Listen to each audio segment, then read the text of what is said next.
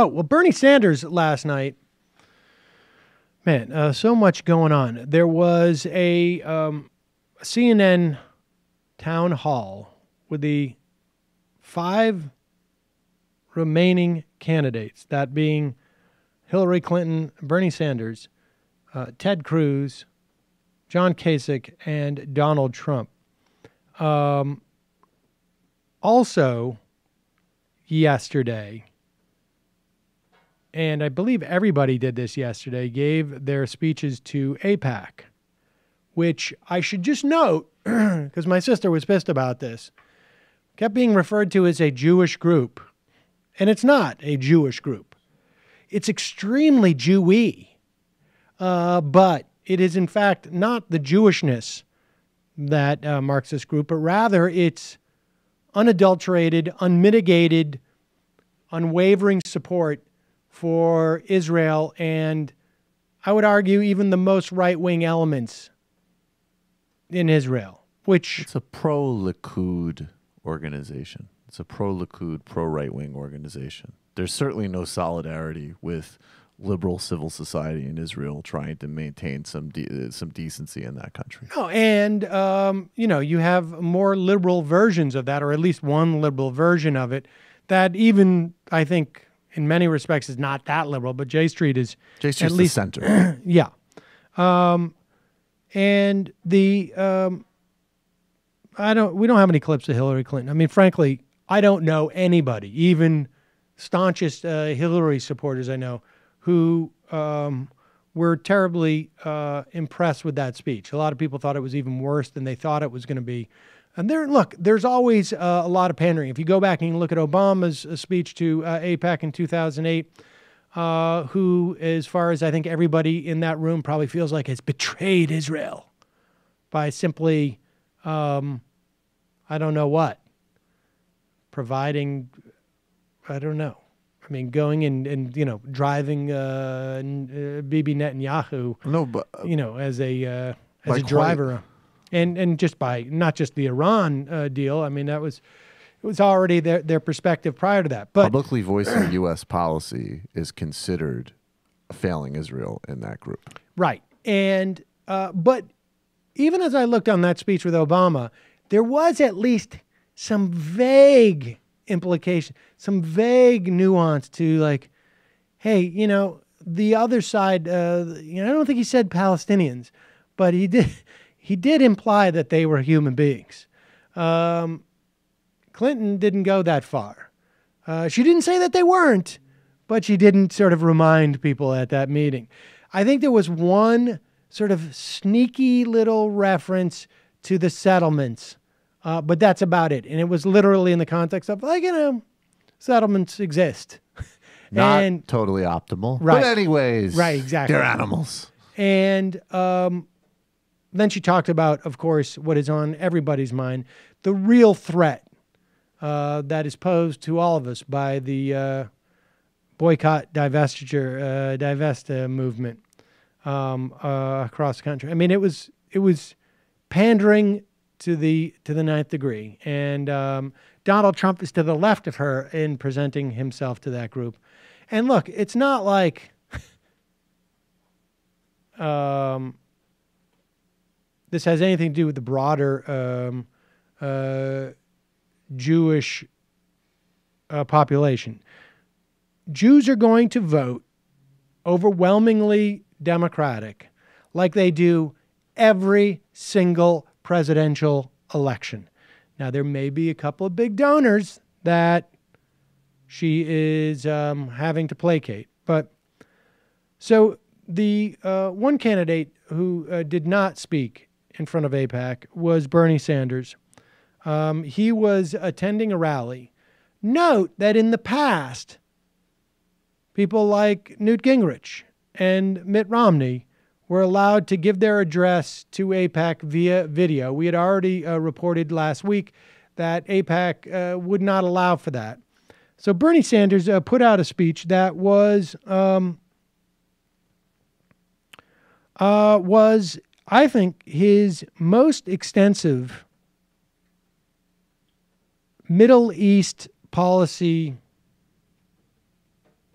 or the most extensive in terms of revealing his Middle East policies. And a lot of people were quite impressed, at least with its comprehensiveness. Here is this number 4? Is this from that speech? Did he deliver the speech? He did deliver this speech, not to AIPAC. But here is one of the key points where I think, and Bernie prefaced his speech, or I should say started his speech, by saying that he has a deep connection to Israel. He is amongst the only candidate. He says he's fairly certain. I have a feeling Trump did not do this, that he is the only presidential candidate to ever have lived on a kibbutz for a while. Trump was at a parade. Huh? Trump was a marshal at an Israel parade. You might have not heard this. He's mentioned it about 70,000 times. Israel had some very socialistic roots at its founding that, to a large extent, are not there as much. But the kibbutz was and remains, to a certain extent, a very socialistic institution. It's basically, I wouldn't call it quite a commune, but it's a version of a commune. And Bernie Sanders lived on one for a while. So here he is giving that speech, which he did not deliver to AIPAC. And that is the Israeli-Palestinian conflict.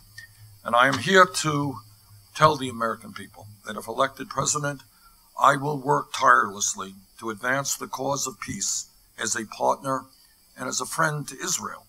But to be successful, we have also got to be a friend not only to Israel, but to the Palestinian people.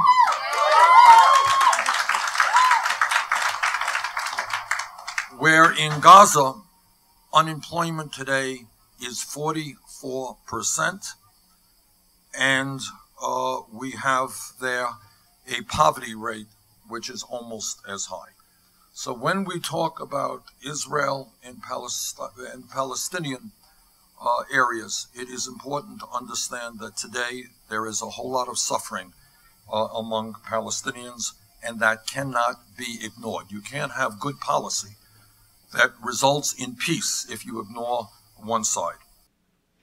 And now I know it's disgusting to some people to hear the idea that Palestinians are human beings who suffer. And, frankly, like I don't know if Bernie Sanders, if Hillary Clinton delivered that same sentiment to at her campaign, if you would hear that. I would imagine you would. I mean, I think for the most part, generally, the Democratic voters are way ahead of where their leadership is, or at least their elected leadership on this.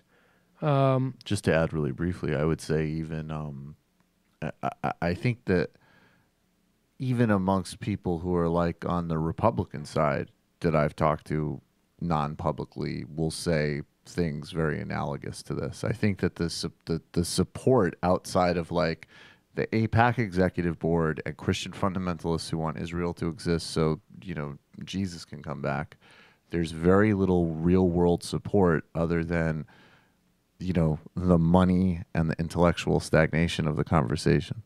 I mean, that is why I have said many times, and I've gotten into arguments many times with either, from people ranging from my buddy Indy Mike, who only gets his news, he balances out his news. He listens to both sides, both Ann Coulter and Brett Baer. And but even more left-leaning relatives that I think, to the extent that there's an existential danger to Israel, it is in part enabled by those people who do not see what's happening in this country in terms of its support for Israel amongst non-elected officials, which is that people are increasingly becoming skeptical that Israel is a legitimate partner for peace. And at one point, the support that this country provides for Israel, whether it's vetoing things in the UN or whether it's in dollars or whether it's in muscle, it's going to crater, and it's going to do so fast.